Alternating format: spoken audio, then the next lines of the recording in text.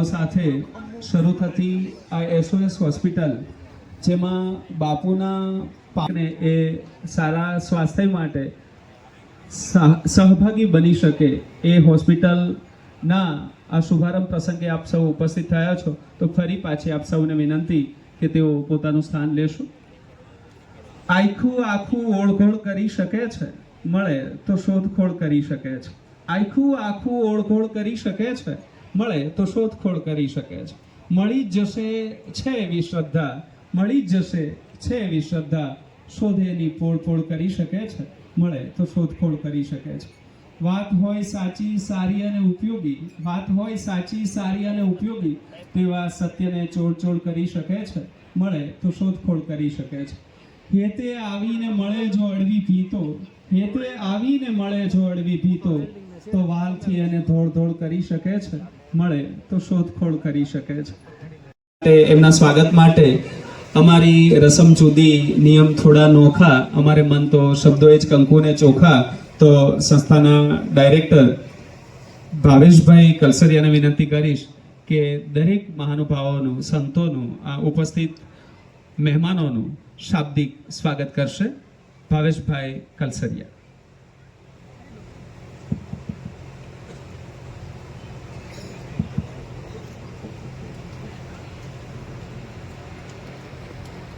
પ્રિય બાપુના ચરણોમાં સૌપ્રથમ વંદન. આજરોજ SOS હોસ્પિટલના શુભારંભ પ્રસંગે પૂજ્ય બાપુ ના વરદ હસ્તે જ્યારે શુભારંભ થઈ રહ્યો છે અને બાપુના પાવન પગલાં હોસ્પિટલના આંગણે થયા છે, એવા પ્રસંગે પૂજ્ય બાપુ તથા આજુબાજુના વિસ્તારમાંથી પધારેલ સંત ઉર્જામૈયા, સંત શ્રી ભારદ્વાજગીરી બાપુ, વાલદાસ બાપુ, બીજલ ભગત બાપુ, દેવેન્દ્રગીરી બાપુ, પૂજ્ય જયેશ દાદા, તેમજ SOS પરિવારના આમંત્રણને માન આપી અને પધારેલ માયાભાઈ આહિર, લોક સાહિત્યકાર ડૉક્ટર કનુભાઈ કલસરિયા સાહેબ, રઘુભાઈ હુંબલ, આરિશ હડિયા સાહેબ, અમારા મિત્ર RC મકવાણા સાહેબ, ડાયા કાકા ગુંદરાસિયા, માર્કેટિંગ યાર્ડ ચેરમેન ઘનશ્યામભાઈ પટેલ, ડૉક્ટર KD પારેખ સાહેબ, તેમજ રાવતભાઈ કામળિયા, મનોજભાઈ રામ, અમારા મિત્ર મનુભાઈ વાપી, ભરતભાઈ જાલંધરા સાહેબ, ડૉક્ટર મનહરભાઈ, રોહિતભાઈ સંઘવી, ડૉક્ટર કમલાની સાહેબ, બધાના નામ ન લેતા મંચસ્થ તમામ મહાનુભાવો તેમજ SOS પરિવારના આમંત્રણને માન આપી અને પધારેલ તમામ વડીલો, આગેવાનો, ભાઈઓ, બહેનો, માતાઓ, વડીલો, પૂજ્ય બાપુની પાવન ઉપસ્થિતિ અમને ખૂબ હર્ષ થાય કે બાપુની ઉપસ્થિતિમાં આજે હોસ્પિટલનો શુભારંભ થઈ રહ્યો છે. આ વિસ્તારની અંદર આરોગ્યનું કામ કરવા માટે અમે બાપુના ચરણોમાં વંદન કરી અને પ્રભુને પ્રાર્થના કરીએ કે આ વિસ્તારમાં જે લોકોને કંઈ પણ તકલીફ થાય, પ્રભુને પ્રાર્થના કરીએ કે કોઈ બધાનું આરોગ્ય સારું રહે. એમ છતાંય કોઈના આરોગ્યને તકલીફ થાય તો એની સેવા અમે એવી રીતે કરી શકીએ કે બધાને સંતોષ થાય. અને ભગવાને અમને એવો મોકો આપ્યો છે કે લોકોના આરોગ્યનું કાળજી રાખવાનો મોકો જ્યારે અમને આપ્યો છે, ત્યારે પ્રભુને હું પ્રાર્થના કરીશ કે એ આરોગ્યની કાળજી અમે સારી રીતે લઈ શકીએ એવી પ્રભુ અમને શક્તિ આપજે. અને સાથે સાથે આ હોસ્પિટલની અંદર જે કોઈ દર્દીઓ એ આવશે એ દર્દીઓને દેવ સમાન ગણી અને અમે એની સેવાનો કરવાનો પ્રયત્ન કરશું. ન માત્ર આર્થિક હેતુ, પરંતુ જે અમને સેવાના આ સ્વરૂપમાં કામ કરવાનો મોકો મળ્યો છે, તો દર્દી દેવો ભવના સૂત્ર સાથે અમે કામ કરીએ એવી ભગવાન અમને શક્તિ આપે. અને સાથે સાથે બાપુ, અત્યારે જ અમારા થોડી વાર પહેલાં ડાયરેક્ટર મિત્રોએ એવું ચર્ચા કરીને મને કીધું કે બાપની પાવન ઉપસ્થિતિ છે, ત્યારે 1 મહિના માટે આપણે હોસ્પિટલની અંદર ઓપીડી પણ ફ્રી રાખીશું અને લોકોની જેટલી સેવા થશે એ સેવા કરવાનો પ્રયત્ન કરશું. આ હોસ્પિટલની અંદર બાપુ જે પ્રાથમિક સ્પેશિયાલિટી ડૉક્ટરો છે અહીંયા જ રહી 24 કલાક અહીંયા જ રહી અને સેવા આપવાના છે, જેના કારણે લોકોને હાલાકી ન ભોગવવી પડે, જેની અંદર દર્દીઓ સાજા થઈ અને અહીંથી ઘરે જાય એવી અભ્યર્થના સાથે આપ સૌનું ફરીથી હૃદયથી સ્વાગત કરું છું. આમંત્રણને માન આપીને પધાર્યા છો. આપ સૌના ચરણોમાં વંદન, બાપના ચરણોમાં ફરીથી વંદન. શબ્દોને ઘૂંટીને ચંદન કરું છું, લાગણીના જળ વડે અર્ચન કરું છું. એ સેવાના કાર્યમાં તો આગળ વધવાની છે આ SOS હોસ્પિટલ, પણ આ શબ્દોથી સૌ આમંત્રિતોને સન્માન કર્યું છે. હવે પૂજ્ય બાપુનું અહીંયા આગમન થવું, એમના ચરણ કમળથી આ ભૂમિનું પાવન થવું અને એમના સન્માન માટે, એમના સત્કાર માટે આતિથ્ય સત્કાર રૂપે સંસ્થાના ડાયરેક્ટર શ્રીઓ ભાવેશભાઈ, મુકેશભાઈ હળિયા, ટોકેશભાઈ છોટાળા, તમામ ડાયરેક્ટરશ્રીઓ અને જેમણે હનુમાન દાદાની મૂર્તિ ઘડી છે, એનું નિર્માણ કર્યું છે, એવા પ્રદીપભાઈ ગજ્જર પૂજ્ય બાપુને એ સ્મૃતિ રૂપે ભેટ આપી અને સન્માનિત કરવા ઈચ્છે છે. એ તમામ ડાયરેક્ટરશ્રીઓને વિનંતી, હા, જેમના નામ ઉલ્લેખ નથી થયો, એ તમામ ભીમજીભાઈ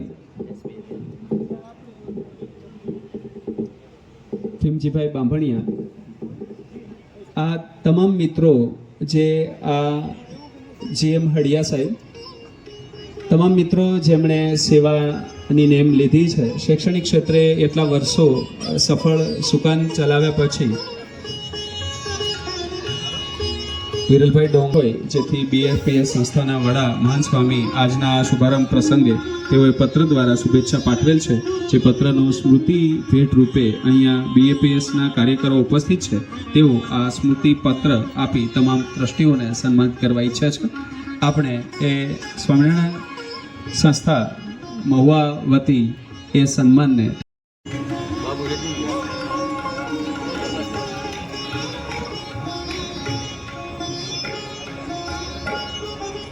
મુકેશભાઈ પટેલ, કરશનભાઈ કલસરિયા, બાબુભાઈ મકવાણા, જિગ્નેશભાઈ પટેલ, આ દરેકને SOS પરિવાર આવકારે છે. વલ્લભભાઈ લાડુમોર પણ પધાર્યા છે. મહંત શ્રી ભારદ્વાજ ગિરી બાપુ, ગણેશ આશ્રમ મોટા ખુટવડા, શ્રી હિરણભાઈ હળિયાને વિનંતી કરું કે બાપુને થી ઉપસ્થિત થયા છે, તો ભીમજીભાઈ બાંભણિયાને વિનંતી કરું કે વાલદાસ બાપુને આવકારશે.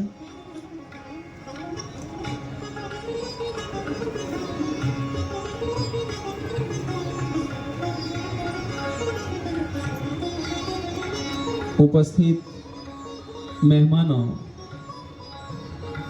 સંતો, મહાનુભાવો, માનનીય વડીલોને એમના સ્થાન પર જ સ્મૃતિ રૂપે, આવકાર રૂપે એ ભેટ આપશો. મહંત શ્રી લાલદાસ બાપુ, ધારેશ્વર ગૌશાળા માંડળ, મહંત શ્રી બીજલ ભગત, શ્રી રામાપીર મંદિર, મંચ ઉપર ઉપસ્થિત પૂજ્ય બાપુ, તમામ સંતો, મંચ ઉપર ઉપસ્થિત તમામ વડીલો, મહાનુભાવો, SOS હોસ્પિટલના આજના લોકાર્પણ, આ રૂડા લોકાર્પણમાં જ્યાં પૂજ્ય બાપુના જ આશીર્વાદ આપણને મળવાના હોય એટલે પૂજ્ય બાપુના ચરણોમાં ફરીવાર વંદન કરીને સામે બેઠેલા તમામ વડીલો, માતાઓ, બહેનો અને બાળકો, મંચ ઉપર તમામ મહેમાનનું સન્માન થઈ રહે એટલા પૂરતું જ મારે 2 મિનિટ મેં ના પાડી. મેં કીધું અહીંયા બાપુ બેઠા હોય પણ અહીંયા ઉપર સન્માન હાલે છે, મને કે ઘડીક તમે વચ્ચે બોલી જાઓ. તો બાપુના ચરણોમાં પ્રણામ કરીને એક જ નાની એવી વાત કરવી છે. એક ડૉક્ટરે બાબુ એક દર્દીને કીધું કે હવે તમે ચિંતા કરતા નહીં, 5 જ દિવસમાં તમે તમારા ફેમિલીને મળી શકશો. એટલે દર્દીએ કીધું કે સાહેબ તમે જાણો છો મારું એકેય ફેમિલી જીવતું નથી, કે એટલે જ કહું છું તમે પણ 5 મિનિટમાં બધાને મળી શકશો. વાત ઝીણી છે પણ ખરા અર્થમાં આપણાને મળાવી શકે એવો ભાવ માણસમાં આવે ને માણસને મરવાની તૈયાર છે. કે કહેવાનો અર્થ કે પોતાનાને મળવું છે. અને એક ટૂંકી વાત કે જગતમાં બાપુ એક જગ્યાએ મેં વાત કરી હતી, ઘણીવાર માણસો એકને એક વાતને બીજી રીતે જોતા હોય પણ એક સંત અને સરિતા એ હંમેશા જગત કલ્યાણ માટે જ નીકળતા હોય છે. આપણા ગુજરાતની વાત કરું તો ગુજરાતમાં જેટલી નદીઓ છે, ગુજરાત પૂરતું જ રાખીએ એટલે આપણને વધારે નજીક લાગે, તો નદીઓના પ્રકાર હોય. એક નદીને કુંવારી કહેવાય, એક નદીને મોસમી કહેવાય, એક નદીને સૂકી નદી કહેવાય અને ચોથો પ્રકાર છે એનું નામ છે બારમાસી. એક નદી બારમાસી હોય તો આપણી કચ્છની અંદર જે નદીઓ છે એ લગભગ કુંવારી અને સૂકી નદીઓ છે. અંતે જો નદી એટલે નીકળી છે જગત કલ્યાણ માટે જ, પણ કુંવારી નદી એને કહેવાય કે જે લક્ષ લઈને નીકળી છે લક્ષ સુધી ન પહોંચી શકે, પહાડમાંથી નીકળે અને સરોવર સુધી ન પહોંચી શકે, રણની અંદર જ એમ કહેવાય કે વિલીન થઈ જતી હોય એને કુંવારી કહેવાય. લક્ષ સુધી ન પહોંચે એને કુંવારું કહેવાય. જે હેતુથી જે માણસ સમાજ વચ્ચે નીકળ્યો છે અને એ હેતુ પ્રાપ્ત અથવા તો જગત માટે ન પૂરું કરી શકે તો એ લક્ષ્યથી કુંવારો છે. બીજું છે એ સૂકું છે, સૂકી નદી. વરસાદનું પાણી વરસાદ આવે ત્યારે એમાં હોય પણ વરસાદ વયો જાય એટલે એમાં કાંઈ હોય નહીં, એ પૂરી કૃપા ન લઈ શકે. કહેવાનો મતલબ એને સૂકું કહેવાય. ત્રીજો પ્રકાર છે એ મોસમી.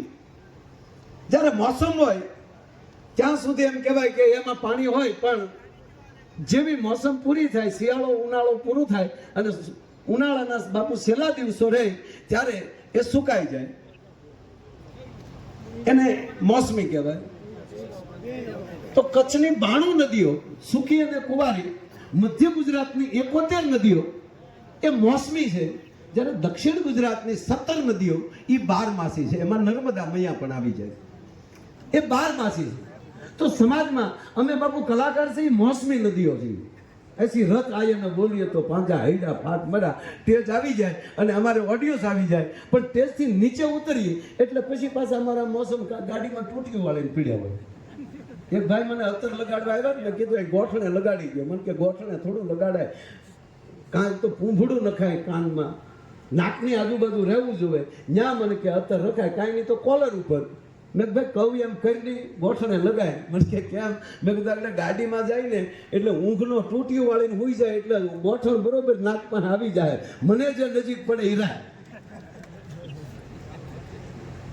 પણ જે 12 માસી આ દેશના સંતો છે એ 12 માસી એ 24 કલાક રાતે કુટિયામાં બેઠા હોય કોઈ ભજન ચાલુ હોય અને જગતની વચ્ચે આવ્યા હોય ત્યારે પણ એનું ભજન ચાલુ હોય. એનું ભજન કેવલ જગત કલ્યાણ માટે હોય છે, બાકી એ તો સાધુ થઈ ગયા એના માટે પરિપ્રાપ્ત છે.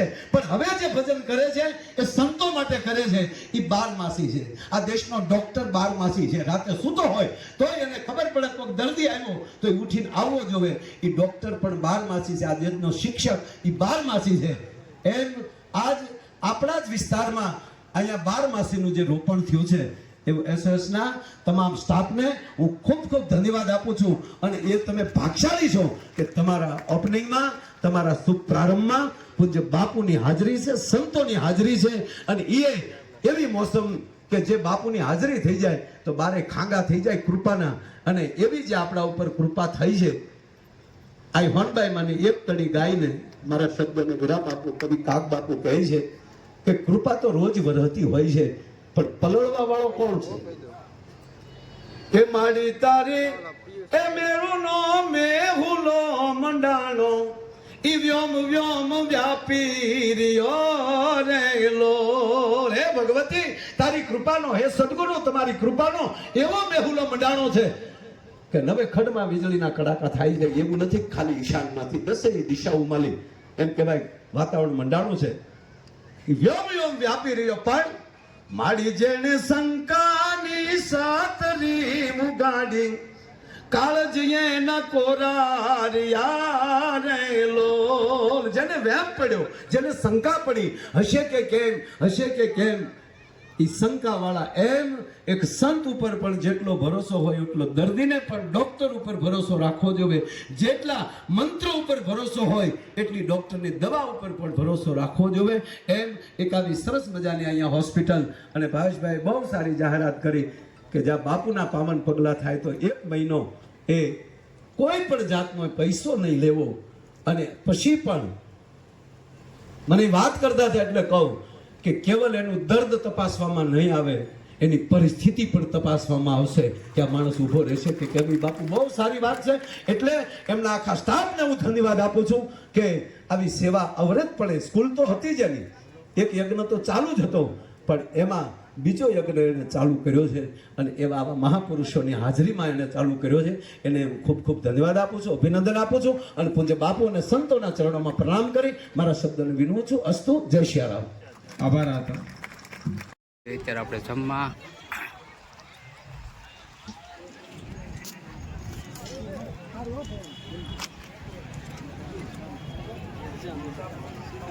છે ને વિશાળ જો, કારણ કે 7,000 માણસનું આજે રસોડું છે. SOS હોસ્પિટલ ઓપનિંગ નિમિત્તે તો જોઈ શકો તમે. કારણ કે આ તો જેન્ટ્સ વિભાગ છે અને લેડીઝ વિભાગ બાજુમાં છે. કારણ કે 7,000 માણસનું રસોડું છે અને SOS હોસ્પિટલનું ઓપનિંગ છે આજે 4/4/2024. હલો, તો અહીંનો વ્લોગ કરીશું પૂરો અને હું ત્રીજા ભાગમાં તમને બતાવીશ કઈ રીતનું બધું છે. તો વિડીયો ગમે તો લાઈક કરજો, શેર કરજો, કોમેન્ટ કરજો અને સબસ્ક્રાઈબ કરી નાખજો. ત્રીજા ભાગમાં હું તમને